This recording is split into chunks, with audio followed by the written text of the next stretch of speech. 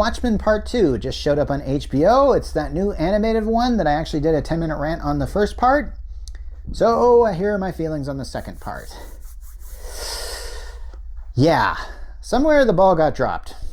I'm going to have to say that I wasn't really satisfied with how this ended. Of course, I've read the comic. I've seen the Zack Snyder movie. I know this story. I've read the comic several times. In watching it, I have to say, I know it was adapted by J. Michael Straczynski. I don't know if I'm pronouncing the last name right. He is one of my favorite authors of all time. He created a show called Babylon 5, and if you haven't watched that, watch it, because it's really awesome. And he's done some good comic book runs.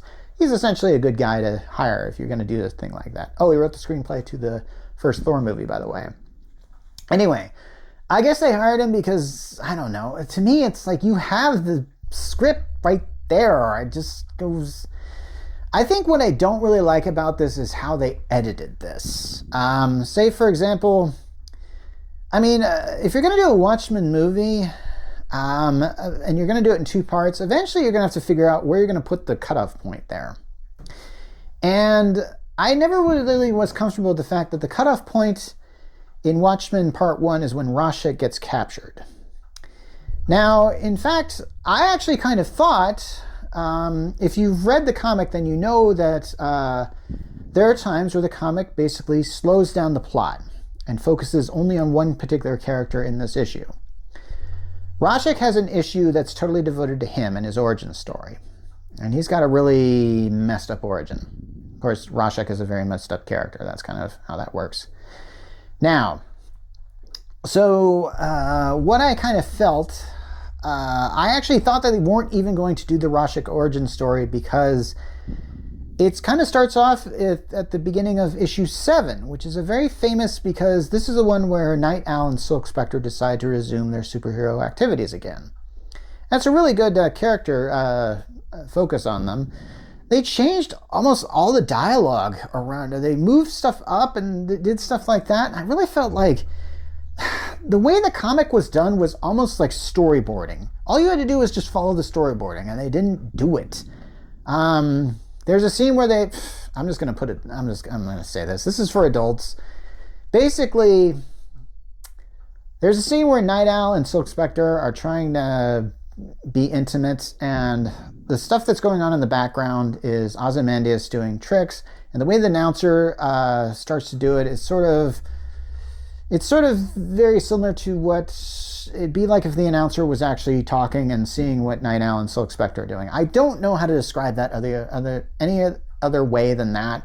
If you read Watchmen, you'll notice it uses a lot of cinematic sort of conventions to tell its story, and it does it really well. There are times where it can cut through one thing that looks like this to one thing that looks like this, and it feels like a very smooth shot. Like if you were watching a movie, you would know exactly how the director would shoot that. And I felt like Alan Moore, the original writer, was wanting to set up your vision, or your mental vision, so that's what you would get. And that's kind of awesome. So, but the movie just has a weird editing thing. Like it'll edit here to here. And also, it also opens with this kind of interesting... oh man, I think there's like an island with like a smiley face on it. I don't remember that from the comic at all, because I could be wrong on that. Maybe I missed that.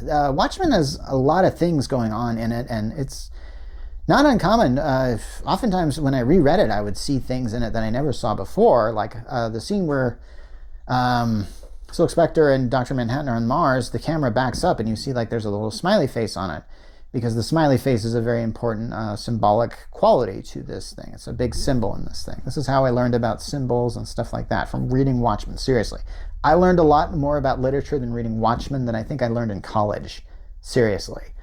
Anyway, so the fact that the story is edited like this feels odd to me. And there are a lot of choices that were made that I just kind of went like, okay, I can see why you made that, but I wouldn't have done that. I don't know. I'm going to give some more examples here. There's a scene where, I just suddenly realized this. I think there's a scene where, the original Night Owl gets murdered, And I think the new Night Owl learns about it. I don't think they have that scene, do they? I can't remember if they have that scene or not. I think they took it out. Weird. Anyway,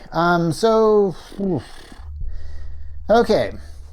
Trying to think of a few scenes that it's like really difficult to... Oh yeah, I think that the new Night Owl and the old Night Owl actually have a last conversation together, which I don't remember being in the book at all. I think they might have just had that over the phone.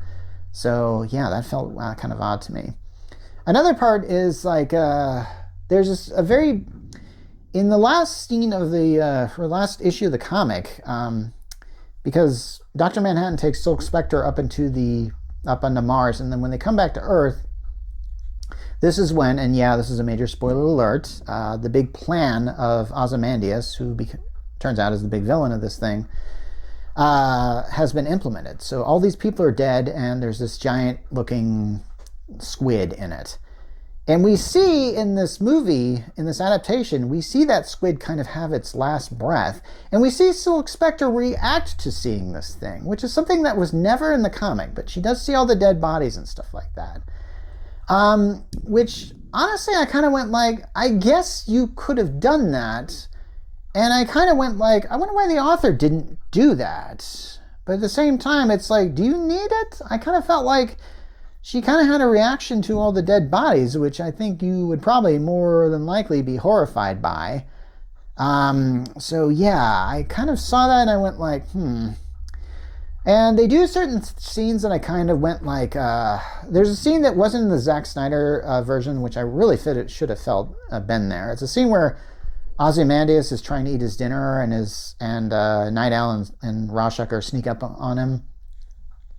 And the way it's done in the comic book is done so well, because it feels like every step is like, I could actually see this happening.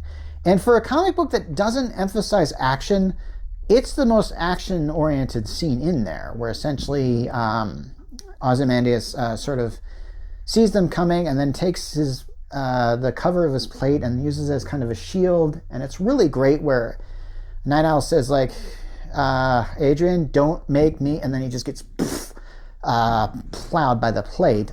It almost works, but I felt like that's the closest adaptation of that scene that was done well that we'll ever see in a Watchmen adaptation again, because I don't think they're going to adapt this again. And maybe in the future somebody's going to do another live action of it that maybe they're going to really try and painfully do it right, because there's always things that they kind of mess up when they do this thing. I think there's a scene where, like, I don't know, Rorschach destroys a chair so he can use a table leg as a weapon. I'm going like, okay, that never happened in this, in the comic. And I'm going like, why would he do that? And then apparently he does that just to, and it was just so useless to do. But, yeah, there were some, the scenes that is done right, I have to say, is the scene where Ozymandias' plan is implemented. I mean, you get the horror of that event. I actually think that was done pretty well. I'll say something positive about that. And then here's something that always happens in every adaptation of Watchmen I've seen, which never happened in the original comic. That is the scene where Dr. Manhattan has to kill Rorschach. And by say has to kill, yeah, he doesn't have to kill him, but if you've watched Watchmen or if you've read Watchmen, you know this scene. This is actually a scene that I really have a hard time watching on the live action one, because it is done really well as far as like Rorschach taking off his mask and basically saying, do it. And it's really hard to watch, honestly. For some reason, every person who wants to adapt Watchmen always has to have this part where we see Night Owl actually see this take place. And in the original comic, he never saw that take place. He just kind of learned about it afterwards, and I guess we just see him sort of deal with that. And then the problem with that is you have to see Night Owl deal with that. And at some point in time, like, he wants to hit Adrian, or at some point, and I think this time he just goes, no! And that's kind of it. And I'm going like, why did they even show that? And it's stuff like, because no one wants to show the original ending, which is that Night Owl and Silk Spectre are hooking up while this happened. That's how it ends in the book. Anyway, I'm not a big fan of the ending of this, where it just kind of shows a stale shot, and we see that one shot where it's like, where some guy is about to discover Rorschach's journal. I do like that they have a meltdowns jingle at the end of this thing. I actually really like that. I actually kind of do. On the whole, I don't think this is a really good adaptation, but maybe it doesn't need one.